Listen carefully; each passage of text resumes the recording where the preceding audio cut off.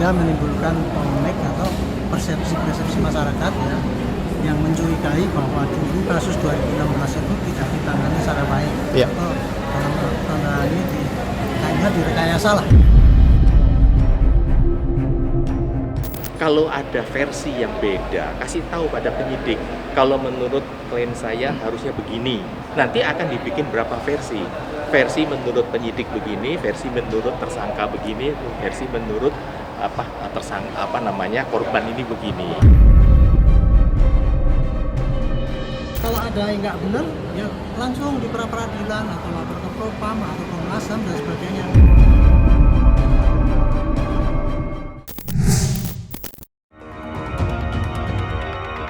Kasus tewasnya sepasang kekasih, Vina dan Eki tahun 2016 silam begitu temaram.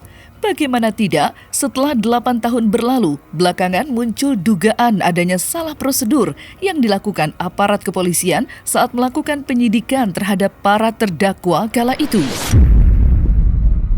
Presiden Joko Widodo sudah memberi instruksi agar aparat kepolisian transparan dalam menangani kasus tewasnya Vina dan Eki. Jangan ada yang ditutup-tutupi. Sayangnya, semenjak prarekonstruksi akhir Mei lalu, polisi belum menyampaikan perkembangan terbaru. Dan baru-baru ini, Propam Polri menggandeng Polda Jawa Barat diduga sedang melakukan pemeriksaan terhadap sejumlah penyidik yang menangani kasus tewasnya Vina 8 tahun silam. Tidak terkecuali ayah Eki, Ibtu Rudiana, yang dimintai keterangan. Lantas, benarkah ada kesalahan prosedur saat penyidikan kasus tewasnya Vina tahun 2016 silam? Apa pula yang membuat kepolisian memilih bungkam?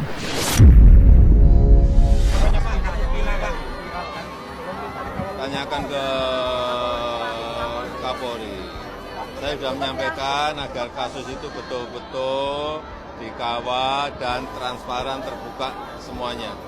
Tidak ada yang perlu ditutup-tutupi. Kalau ada. Sejumlah kendaraan roda 4 berplat B dan D yang diduga merupakan mobil dari Propam Mabes Polri dan Polda Jawa Barat.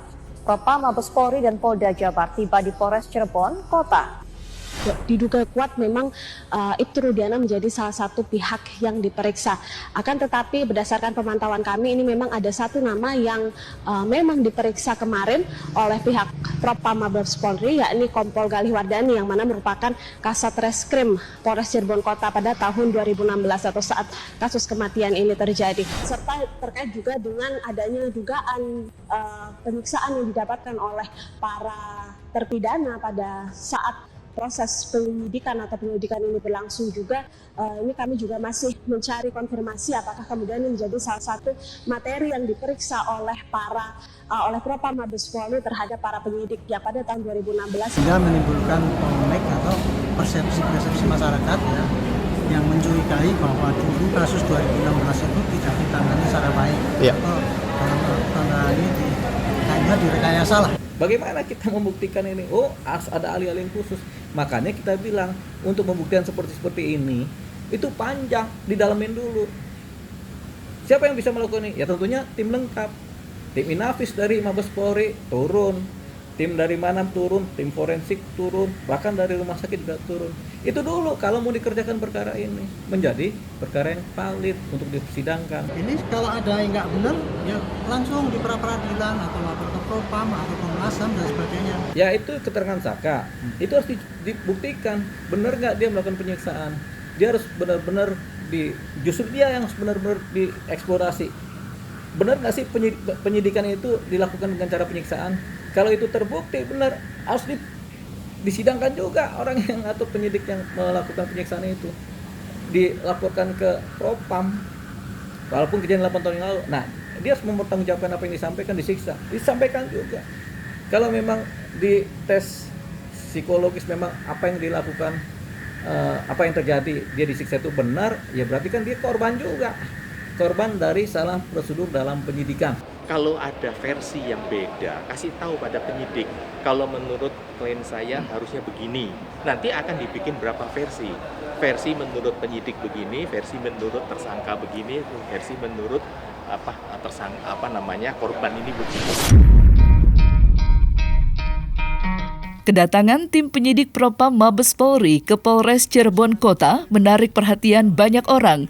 Alhasil, nama Ibtu Rudiana kini menjadi sorotan.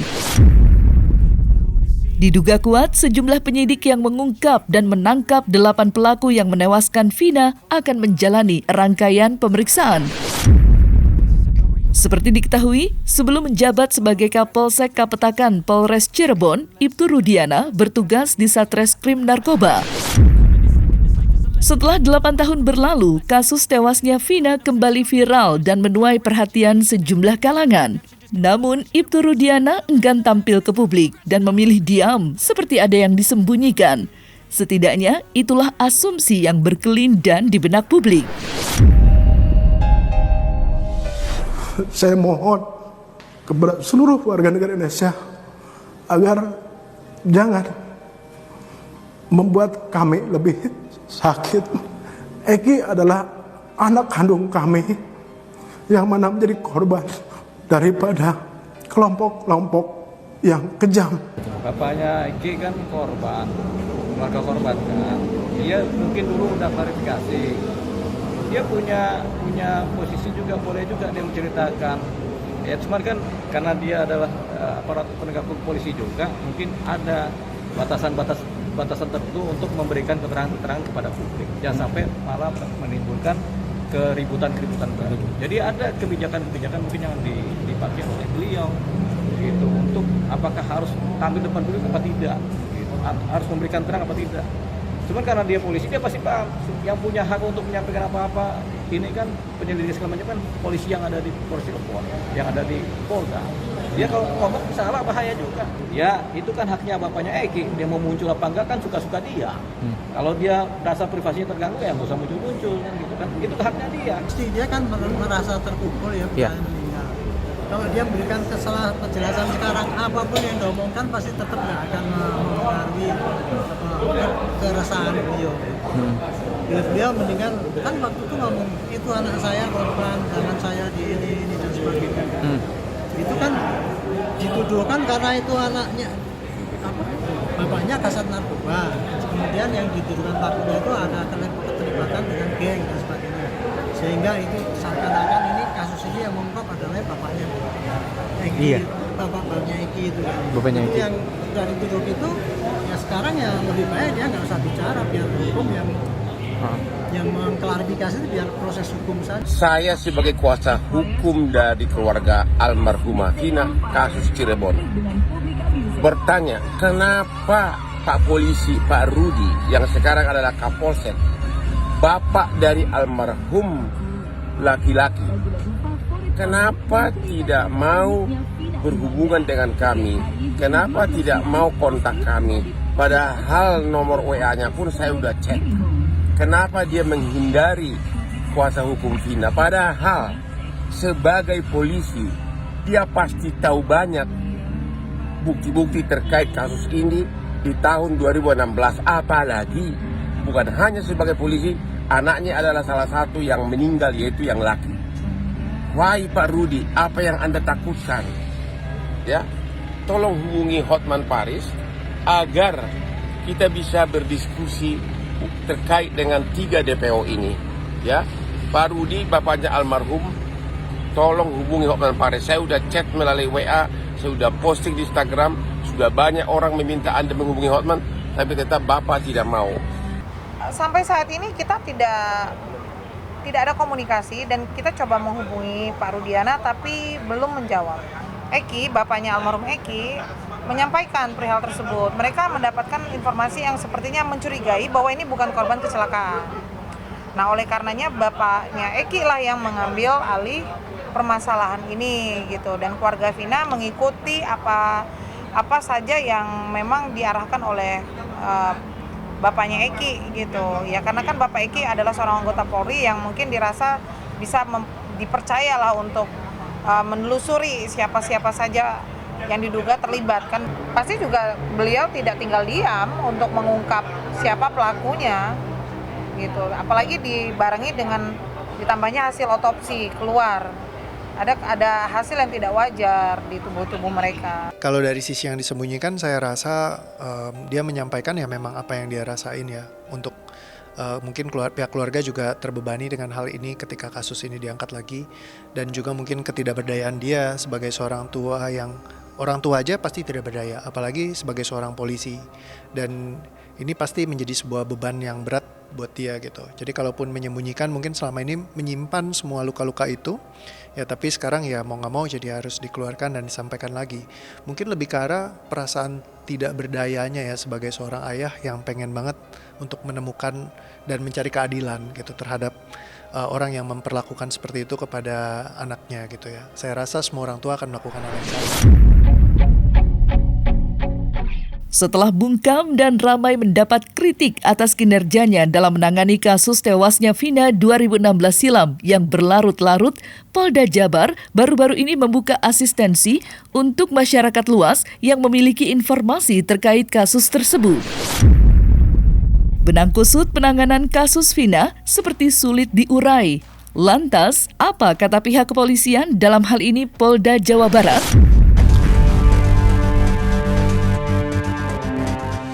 Kami sampaikan, mohon bantuan dan dukungan dari masyarakat apabila ada informasi tambahan berkenan menginformasikan kepada kami untuk melengkapi informasi yang ada. Sekaligus kami mengucapkan apresiasi dan terima kasih kepada seluruh tokoh dan para ahli atas saran dan masukan kepada kami dalam penanganan almarhumah Vina. Kami mohon doa semoga penanganan ini segera tuntas. Polda Jawa Barat telah membentuk tim asistensi yang terdiri dari Itwasda, Propam, Ditreskrimum selaku pengawas penyidik. Kemudian kami membuka hotline informasi pada nomor 0822 1112 4007. Untuk itu kami minta teman-teman bersabar karena prosesnya harus berjalan sebagaimana prosedur yang ada. Kita mengenal alat bukti yang ada sesuai dengan pasal 184 KUHP bahwa ada keterangan saksi, keterangan ahli, ya, keterangan tersangka sendiri, kemudian surat dan petunjuk. Itu harus terpenuhi. Sehingga kami minta teman-teman bersabar. Kami dalam pendalaman ini tentu akan memenuhi alat bukti yang ada dan barang bukti yang telah kami dapatkan. Penanganan kasus tewasnya Vina yang dianggap lamban dan tidak transparan membuat sejumlah kalangan geram. Kritik demi kritik pun dialamatkan pada aparat kepolisian. Dan terbaru, sejumlah mahasiswa turun ke jalan sambil membakar ban tepat di halaman depan Polda Jawa Barat. Sejumlah mahasiswa juga membentangkan spanduk bertuliskan siapa dalang di balik kasus tewasnya Vina.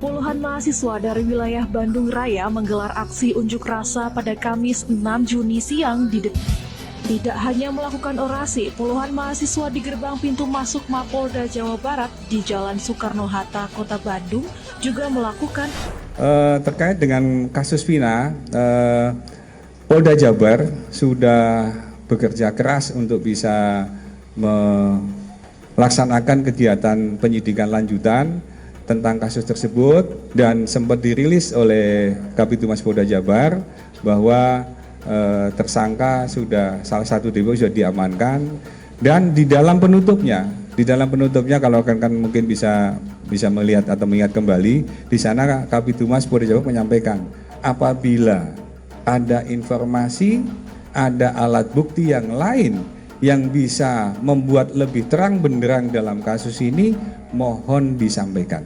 Itu artinya bahwa kita membuka diri apabila memang ada informasi dan alat bukti lain yang bisa diberikan kepada kepolisian sebagai informasi tambahan untuk mengungkap kasus ini. Masyarakat tidak mengerti bagaimana beratnya tugas seorang anggota penyidik.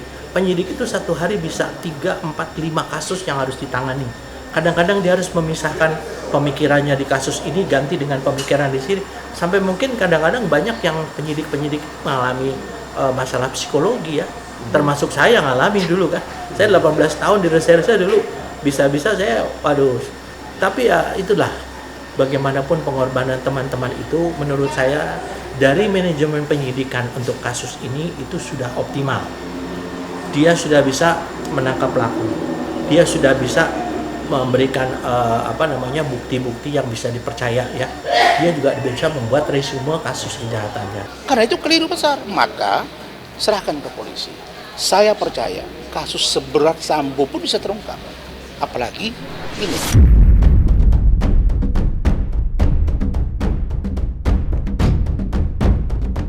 Nah, selesai sudah Cumi Lovers, saksikan terus Cumi Camp In Depth, kabar lengkap, mendalam, dan akurat dari narasumber terpercaya.